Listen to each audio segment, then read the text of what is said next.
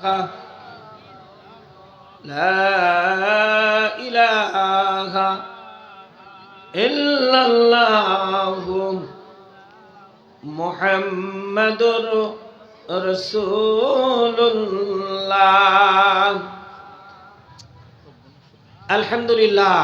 সুন্দর হয়ে বসেছেন। আসলে পরিবেশ দরকার ভাইরামা।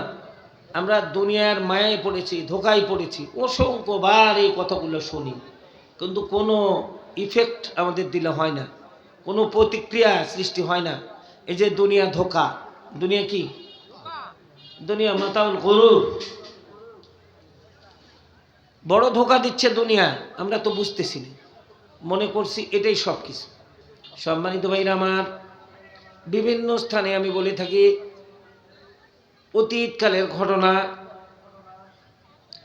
হযরত ঈসা আলাইহিস সালাতু ওয়াস সালামের জামানায় আল্লাহর নবী ঈসা আলাইহিস সালাতু ওয়াস সালাম সফরের উদ্দেশ্যে রওনা হলেন, আর তার সঙ্গে এক ইহুদিও রওনা হলো, অথবা তার একজন সফর সঙ্গী হলো।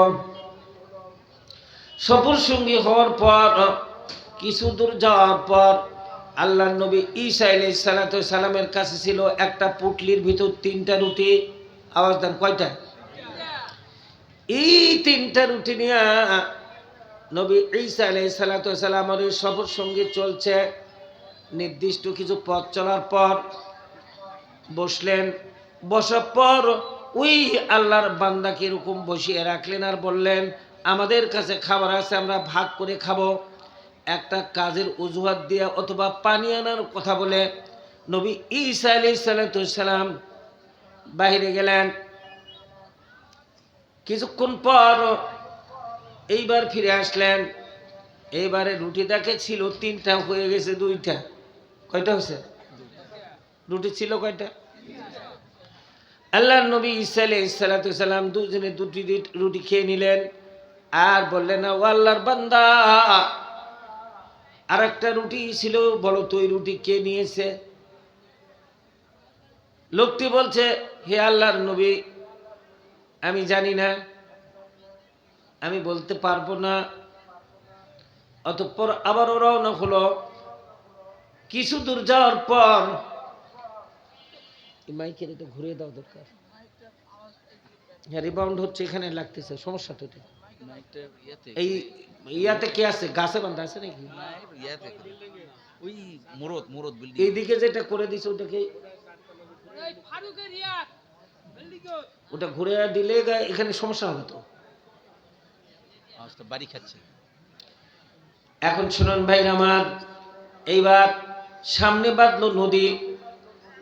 নদী দেখার পর হযরত ঈসা আলাইহিস সালাম সোজা নদীর উপর দিয়ে পায়ে হেঁটে ওই পারে চলে যাচ্ছেন। এই লোকটা নদীর পারে দাঁড়িয়ে আছে। আল্লাহর নবী ঈসা আলাইহিস সালাম ওপারে পার হয়ে গেলেন। লোকটি যখন দাঁড়িয়ে আছে, আল্লাহর নবী ঈসা আলাইহিস সালাম ইশারা করলেন। এইবার ওই লোকটাও ওই নদীর পানির উপর দিয়ে পার হয়ে এই পারে চলে আসলো।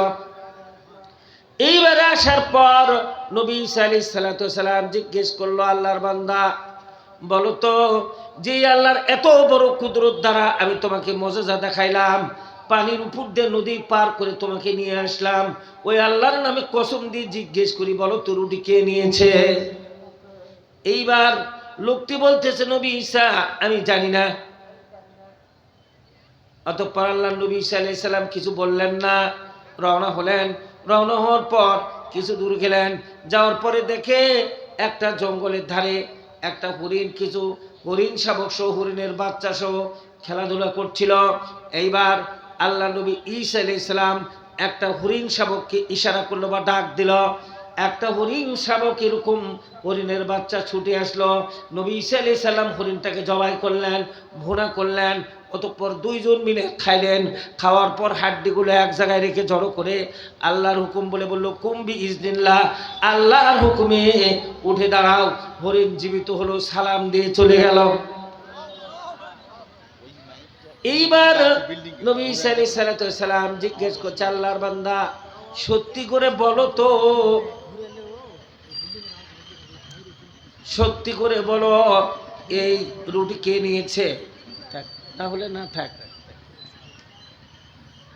এইবার ওই লোকটা বলছে, কসম দিয়ে জিজ্ঞেস করলো, ওই আল্লাহর কুদরতের কসম দিয়ে তোমারে বলি, বলো তো রুটি কে নিয়েছে? হ্যাঁ, কি এটা? না লাগবে না, সমস্যা নেই। কে নিয়েছে? সাথে সাথে বলছে, আল্লাহর নবী এটা আমি জানি না। আরো কিছু দূর পথ গেল, যাওয়ার পর আল্লাহর নবী ঈসা আলাইহিস সালাম 3টা ইট অথবা 3টা মাটির ঢিলা নিলেন। নেওয়ার পর আল্লাহর কুদরতে দোয়া করে এরকম ভাবে ফুঁ দিলেন, আর এই মাটির ঢিলাটা এরকম 3টা স্বর্ণে পরিণত হলো। 3 টুকরা স্বর্ণ অথবা 3টা ইট, 3টা স্বর্ণের ইট। নবী ঈসা আলাইহিস সালাম এবার কি করলেন? ইটগুলো বন্টন করতেছে, বলে একটা ইট আমার, আর একটা তোমার, আর একটা যে রুটি নিয়েছে তার। এইবারে লোকটা বলতেছে, নবী ঈসা মনে কিছু নেন না, এতক্ষণ তো আমি উল্টাপাল্টা বলছি, বাস্তবিক পক্ষে ওই রুটিটা আমি খেয়েছি। তো নবী ঈসা আলাইহিস সালাম বললেন, দেখো আমি সংসার ত্যাগী, এই ইটের আমার প্রয়োজন নেই, তুমি এটা নিয়ে নাও। হযরত নবী ঈসা আলাইহিস সালাম তিনি ছিলেন এরকম, তার একটা বালিশ ছিল আর পান করার মতো একটা পানপাত্র ছিল। তিনি সফর করতে গিয়ে দেখেন যে একটা লোক গাছের নিচে শুয়ে আছে, মাথা এরকম হাত দিয়ে, কি বললেন, হাত দিয়ে শুয়ে। চিন্তা করছে, আরে আল্লাহ তো বালিশ আমাকে দিয়েই দিয়েছে, তো এই বালিশ নিয়ে ঘুরে কেন? উনি ওটা ত্যাগ করলেন। আবার কিছু দূর যাওয়ার পরে দেখে যে একটা লোক ঝর্ণা থেকে পানি পান করতেছে, আঁজলা ভরে 2 হাত দিয়ে এরকম পানি পান করছে। ঈসা আলাইহিস সালাম ভাবলেন, আল্লাহ তাআলা তো আমাকে পানি পান করার পাত্রও দান করেছেন, তত এটারও কি নাই, প্রয়োজন নাই, পান পাত্রটাও তিনি দান করে দিয়েছেন। এখন এমনই সংসার থেকে মানুষ, তিনি তো বললেন, স্বর্ণের ইটের আমার প্রয়োজন নেই, তুমি নিয়ে নাও। এখন খুশি না বেজার? এই ঘুমাচ্ছে নাকি? খুশি না? মহা খুশি। বলে, যাও, তোমার আর আমার মাঝে এই সফর শেষ। নবী ঈসা আলাইহিস সালাম চলে গেলেন তার পথে। এই লোকটা এই 3 স্বর্ণের টুকরা নিয়ে এখন আসতেছে। যখন আসা শুরু, রাস্তার মধ্যে 2 ডাকাত এসে তাকে আক্রমণ করছে। এখন ডাকাতদের দেখে সতর্ক হয়ে বলতেছে, শোনো, যদি তোমরা আমাকে আক্রমণ করো, পাল্টা আক্রমণ আমি তোমাদেরকে করব। তাহলে কি হবে? লড়াই হবে। এই যুদ্ধে হয় আমি মারা যাব, পরাজিত হব, কিন্তু তোমাদের একজনকে নিয়েই ছাড়ব। তার চেয়ে আমার কথা শোনো, আমরা এই স্বর্ণটা ভাগ করে নিই, আমি আপোষেই তোমাদেরকে আমার অংশীদার বানাচ্ছি। ডাকাত চিন্তা করলো, কথা তো ঠিক বলছে, মারামারি করলেও তো আহত নিহত হওয়ার ব্যাপার আছে। আচ্ছা ঠিক আছে, তোমার প্রস্তাব মেনে নিলাম।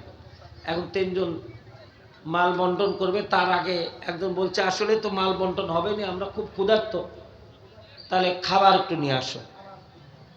এবার খাবার আনার জন্য ওই 2 ডাকাতের এক ডাকাতকে পাঠানো হলো, আর এই 2 জন বসে এখন আছে। ও বাজারে গিয়ে চিন্তা করছে, এই যে আমরা ঠকাই মানুষকে, খালি চিন্তা, ঠকা না, ঠিক কিনা? জমি এক জায়গায় থাকলে মানুষ কেমন আলের অবস্থার দিকে বোঝা যায়, ঠিক কিনা?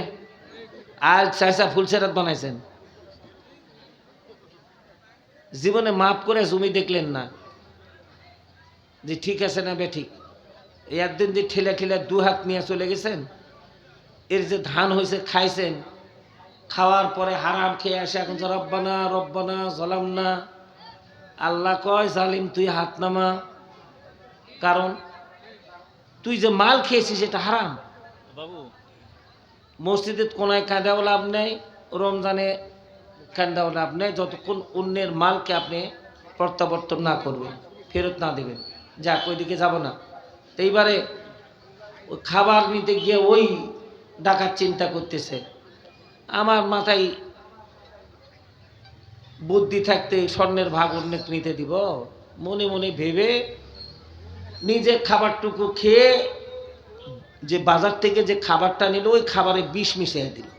যারা খাবার খেয়ে দুইজনই মারা যাবে, এই স্বর্ণগুলো আমি একাই নেব। এখন ওই দুইজন চিন্তা করতেছে, একজন অংশীদার কমে গেলে তো স্বর্ণের ভাগ বেশি। দুইজনে পরামর্শ করছে, ও যখন খাবার নিয়ে আসবে আমরা অতর্কিতে হঠাৎ করেই আক্রমণ করব, যাতে সে সুযোগ না পায়। ও মারা গেলে আমরা দুইজনে এটা ভাগ করে নেব। পরিকল্পনা এরা দুইজন একটা করছে, ওই লোক একটা করছে। এইবারে রুটি নিয়ে যে হাজির, আর এরা তো অমনি উঠে এত দেরি হলো কেন বলেই মাথায় এক বাড়িতে দফা রফা কুপা কাট। আর এই দুইজন রুটিটুকু খেলো, খাওয়ার পর এরা ওদেরও দফা রফা, তিনজনই কায়েত হয়ে পড়ে আছে। স্বর্ণ ওই জায়গাতেই আছে। নবী ঈসা আলাইহিস সালাম তার সবর সঙ্গী সহ আসতেছিলেন। তারপর দেখে বললেন, হাজিহি দুনিয়া, এটাই হলো দুনিয়া। তো দুনিয়ার ধোকায় পড়ে আল্লাহ ভুলে গেছি, রসুলকে ভুলে গেছি, কবর ভুলে গেছি, সব আমলের কথা শেষ। কিন্তু নিস্তার পাবো? পাবো না। এই যে জমিনে বসে আছেন আজকে, এটা আমাদের জন্য সাক্ষী। কি বলেন? ইয়াউমা ইজিন তুহাদ্দিসু আখবারাহা, জমিন তার উপরে সংঘটিত যাবতীয় ঘটনা আপন বৃত্তান্ত বলে দিবে। তাহলে এখানে বসে বসে যে ওয়াজ শুনলেন, এটাও ছবি আকার আল্লাহর কাছে কি উঠে গেছে। কথা যেটা বলতেছেন, মা ইয়ালফিযু মিন কাউলিন ইল্লা লাদাইহি রাকীবুন আতীদ, বান্দার জবান দিয়ে এমন কোনো কথা বের হয় না যেই কথা আল্লাহ সংরক্ষণ না করেন। এই যে হাত আমার বিরুদ্ধে সাক্ষ্য দেবে কিয়ামতের দিন, আল্লাহ বলেন, আল-ইয়াওমা নাখতিমু আলা আফওয়াহিহিম ওয়া তুকাল্লিমুনা আইদিহিম ওয়া তাশহাদু আরজুলুহুম বিমা কানু ইয়াকসিবুন। ভাইরা আমার, কিয়ামত যেদিন কায়েম হবে, এক লোকের তাফসীরে লেখে, এক লোক এরকম পুলসেরাতের দ্বারে হামাগুড়ি দিয়ে চলতেছে। এমত অবস্থায় আল্লাহর এক ফেরেশতা এসে বলবে, আল্লাহর বান্দা, আমি তোমাকে পুলসেরাত ওই পারে পার করে দিব। শর্ত হলো একটা, তোমার জীবনে যত গুনাহ করেছো এই গুনাহগুলো আমাকে বলবে। সব যদি স্বীকার করো আমি তোমাকে এরকম পার করে দেব।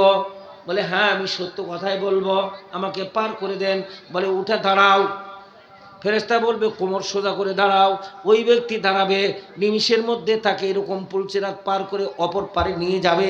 নিয়ে যাওয়ার পর জিজ্ঞেস করবে, আল্লাহর বান্দা বলো, দুনিয়ার জীবনে তুমি কি কি পাপ কাজ করেছো? এইবার ওই ব্যক্তি বলবে, এদিক ওদিক তাকাবে, চিন্তার মধ্যে পড়বে, আমি যদি সত্যি কথা একটু বলি, আবার যদি আমার ওই পারে নিয়ে রাখে। এই চিন্তা থেকে লোকটা এরকম যখন দেখতেছে, ফেরেশতা বলবে, বলে, তুমি যদি সত্য কথা না বলো, তোমার বিরুদ্ধে কিন্তু সাক্ষী আছে।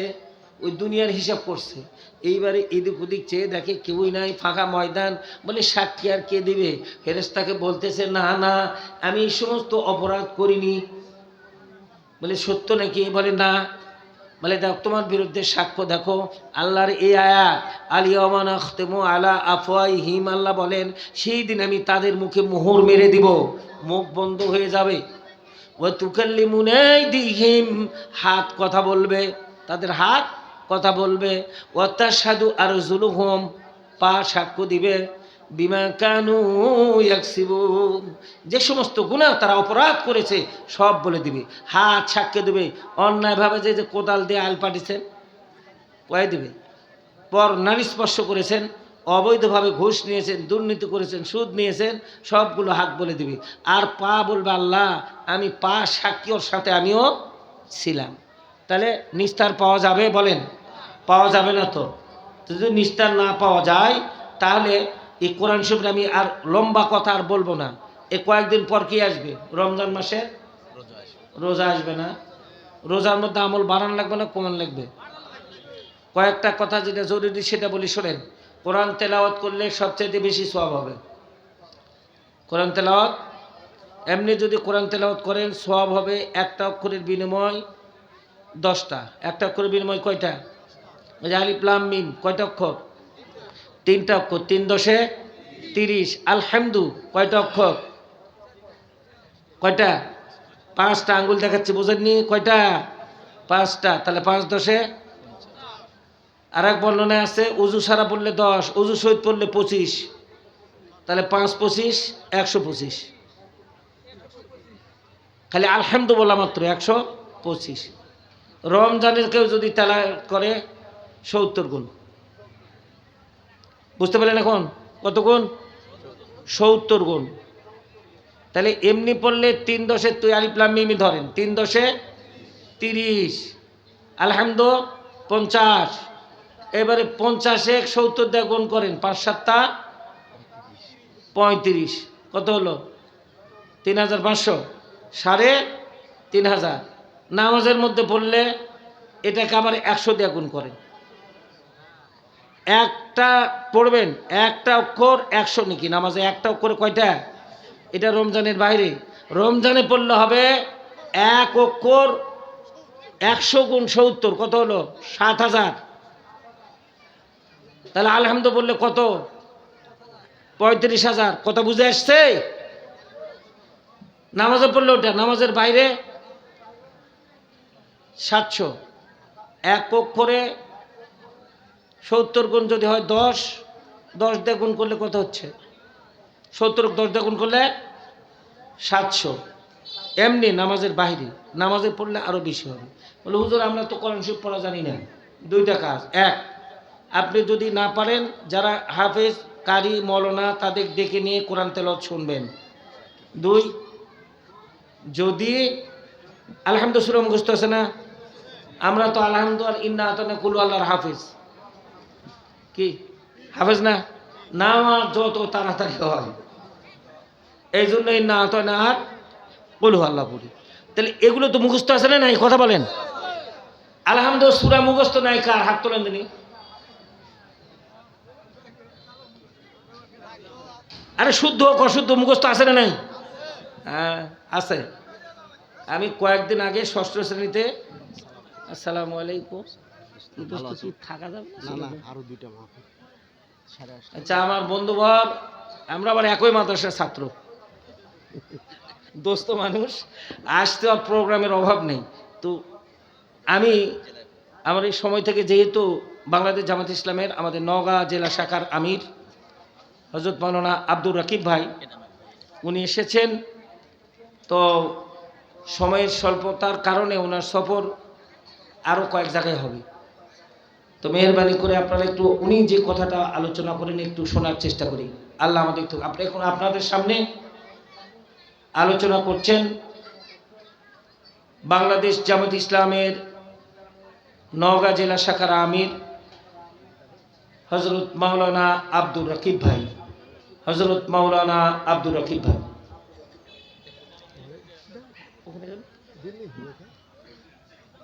দাও।